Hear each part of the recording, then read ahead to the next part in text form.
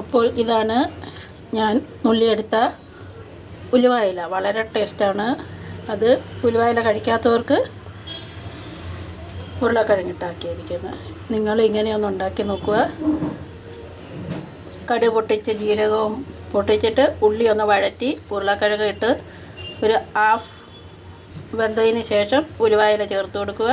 മഞ്ഞൾപ്പൊടി, പച്ചമുളക്, ഉപ്പ്,